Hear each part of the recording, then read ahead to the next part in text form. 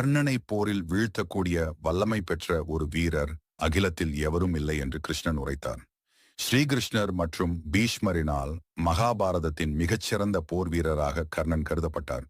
இவர் சூரியன் மற்றும் இளவரசி குந்தியின் பாண்டவர்களின் தாய் மகனாவார்.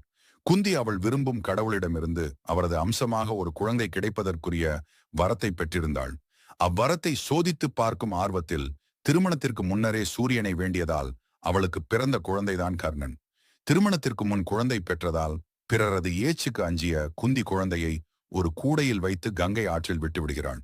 அதிரத நந்தனன் மற்றும் இராத இணையரால் கங்கையிலிருந்து குழந்தை கர்ணன் மீட்கப்பட்டு வளர்க்கப்பட்டான். அதிரத நந்தனன் திருதராற்றன் அரசில் தேரோட்டியாகவும் கவிஞராகவும் இருந்தான். கர்ணன் திறமையான போர் வீரனாகவும் பேச்சாளனாகவும் வளர்ந்தான். துரியோதனனின் சிறந்த நண்பனாக விளங்கினான்.